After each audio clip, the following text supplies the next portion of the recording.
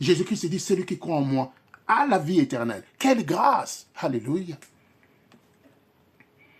48. Je suis le pain de vie. 49. Vos pères ont mangé la manne dans le désert et ils sont morts. 50. C'est ici le pain qui descend du ciel, afin que celui qui en mange ne meure point.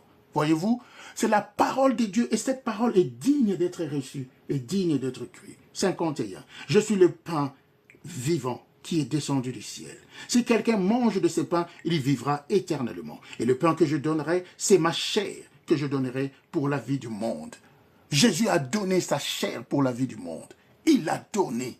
Sur la croix, il est parti mourir. Il est parti mourir non parce qu'il était pécheur, non parce qu'il avait péché, mais parce qu'il a pris en lui et sur lui nos fautes et nos péchés. Il est devenu péché.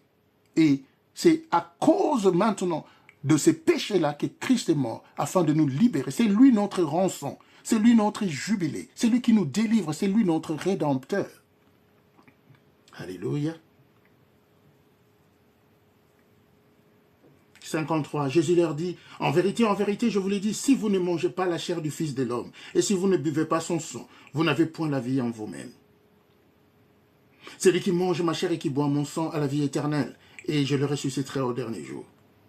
Car ma chair est vraiment une nourriture, et mon sang est vraiment un breuvage. Celui qui mange ma chair et qui boit mon sang demeure en moi, et je demeure en lui. Comme le Père qui est vivant m'a envoyé et que je vis par le Père, ainsi celui qui me mange vivra par moi. C'est ici le pain qui est descendu du ciel. Il n'en est pas comme de vos pères qui ont mangé la manne et qui sont morts. Celui qui mange ce pain vivra éternellement. Voyez-vous?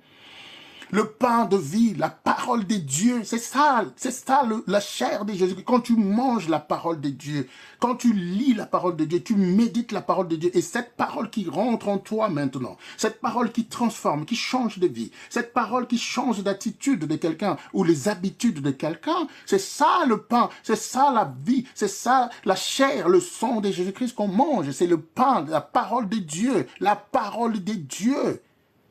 Nous avons besoin de cette parole, c'est pourquoi le Seigneur Dieu de gloire, quand Moïse est parti, il dit à Josué, c'est toi qui vas conduire ces peuples vers la terre promise. Mais je te conseille juste de lire, de méditer ces livres de la loi, qui est la parole de Dieu. Médite le livre de la loi, Josué 1:8. Médite la parole nuit et jour et mets en pratique tout ce qui est écrit fidèlement. C'est alors que tu réussiras. C'est alors que tu auras du succès. Si tu veux vraiment goûter à ce que l'Éternel dit, à cette vérité, lis la parole, médite la parole et mets ça en pratique. Tu verras si tu ne réussis pas. Tu verras si tu n'auras pas du succès. C'est simple à faire, hein. Tu mets la parole de Dieu en pratique et tu verras si tu n'auras pas du succès, si tu n'auras pas de la réussite dans ta vie. Et la parole de Dieu rend sage. La parole de Dieu rend intelligent. Parce que la parole de Dieu t'amène dans la crainte de Dieu, t'amène à ne pas faire le mal. Et la crainte de l'Éternel, c'est le commencement de la science. La crainte de l'Éternel.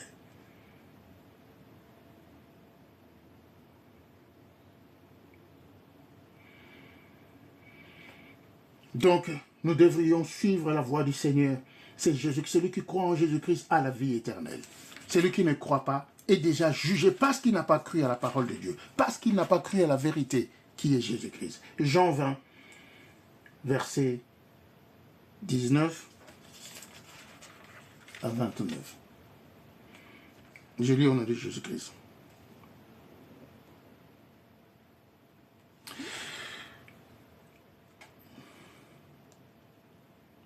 Le soir de ce jour, qui était le premier de la semaine, les portes du lieu où se trouvaient les disciples étant fermées, à cause de la crainte qu'ils avaient des Juifs, Jésus vint, se présenta au milieu d'eux et leur dit « La paix soit avec vous ». Et quand il lui dit cela, il leur montra ses mains et son côté. Les disciples furent dans la joie en voyant les Seigneurs. Jésus leur dit de nouveau « La paix soit avec vous. Comme le Père m'a envoyé, moi aussi je vous envoie. » Après ces paroles, il souffla sur eux et leur dit « Recevez le Saint-Esprit.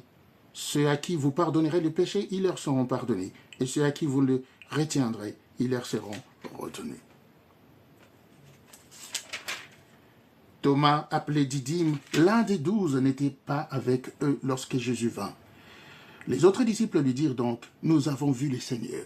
Mais il leur dit, si je ne vois dans ses mains les marques ou la marque des clous, et si je ne mets mon doigt dans la marque de clous, et si je ne mets ma main dans son côté, je ne croirai point.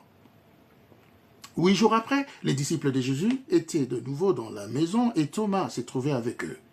Jésus vint, les portes étant fermées, se présenta au milieu d'eux et dit, la paix soit avec vous. Puis il dit à Thomas, avance ici ton doigt et regarde mes mains. Avance aussi ta main et mets-la dans mon côté. Et ne sois pas incrédule, mais crois. Thomas lui répondit, mon Seigneur et mon Dieu. Jésus lui dit, parce que tu m'as vu, tu as cru.